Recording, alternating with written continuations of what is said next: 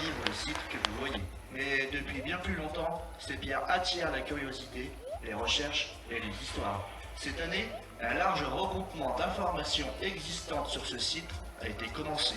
Le site où vous êtes assis n'est pas naturel. Les vastes déplacements de terre ont nécessité beaucoup d'énergie et de temps et sont bien plus anciens que le château. Était-ce le lieu d'un camp fortifié romain? Ou un lieu de culte gaulois? Ou bien était-ce l'œuvre d'hommes préhistoriques? Pour l'instant, rien ne permet de trancher.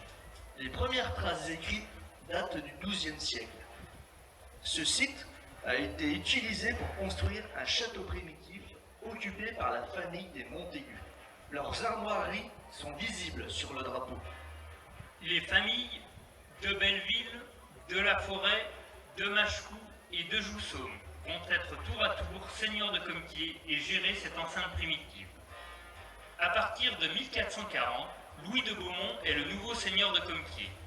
Il va lancer la construction de l'édifice, dont nous voyons les restes aujourd'hui. Le plan symétrique avec 8 tours attire l'attention car il est peu courant. Mais ce choix était peut-être le plus simple par rapport à l'état du site à cette époque. On retrouve quelques autres châteaux sur le même plan en France et en Italie. La plus ancienne carte de la région date de 1579. La côte atlantique de l'actuelle Vendée était bien différente à cette époque, avec plusieurs presqu'îles.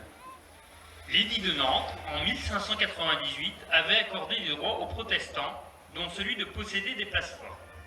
À partir de 1620, la région connaît une agitation particulière, plus connue sous le terme de guerre de religion. C'est le cas avec le seigneur Rohan de Soubise, venu se retrancher à l'île de Riez. Le jeune roi Louis XIII viendra en personne le chasser de cette position et passera par Comquier à cette occasion.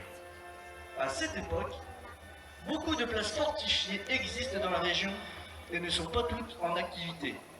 C'est peut-être le cas de Comquier. Les protestants utilisent ces places désaffectées pour défier l'autorité des seigneurs et du roi. Richelieu, devenu conseiller de Louis XIII, va entreprendre de mettre de l'ordre. Il suggère au roi d'abandonner de nombreuses places fortes sans intérêt majeur et coûteuses pour les finances de l'État. Il va demander par plusieurs ordonnances de les rendre inutilisables pour empêcher quiconque de s'y fortifier. Le roi dédommagera les seigneurs lésés par ces destructions. À Comquier, c'est l'application d'une de ces ordonnances qui va entraîner le démontage de toutes les constructions intérieures du château et les démolitions sous forme de brèches pratiquées dans les courtines. Les brèches ont probablement été réalisées par les mêmes mines que celles utilisées lors des sièges. Les matériaux issus de ces travaux sont donnés aux paysans alentours. À partir de cette date, les propriétaires vont se succéder et le château va tomber dans l'oubli. La révolution de 1789 ne le sortira pas de sa torpeur. C'est à partir de 1850 que les historiens vont s'intéresser à ce site. En 1926, le château est protégé par une inscription au monument historique.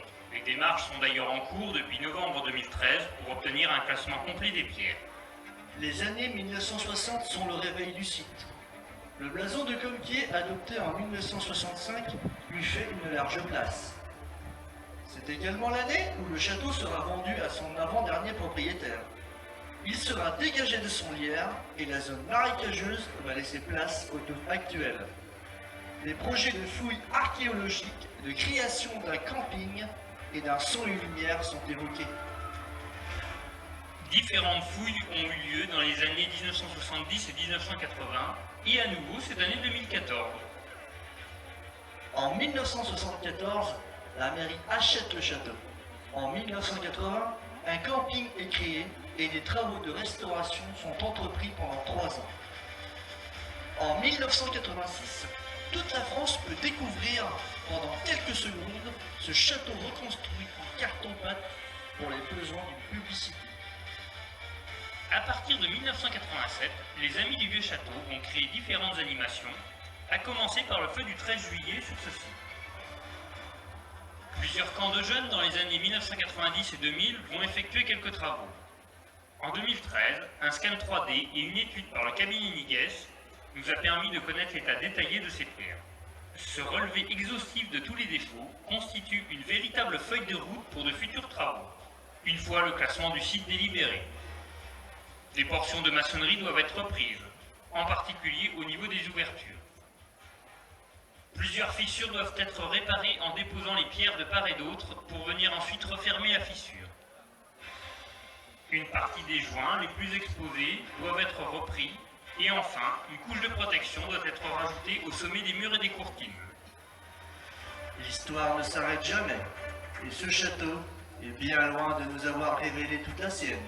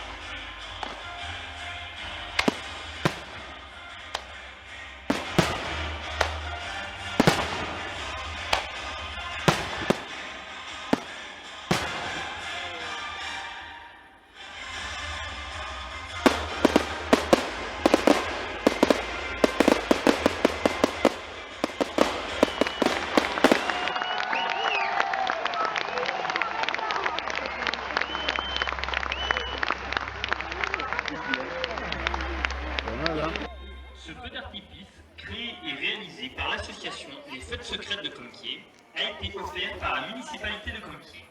Le son et lumière a été réalisé par les techniciens bénévoles de l'association des Amis du Vieux-Château. Nous vous remercions pour votre présence ce soir et nous vous donnons rendez-vous le samedi 1er et dimanche 2 août pour notre grande fête médiévale.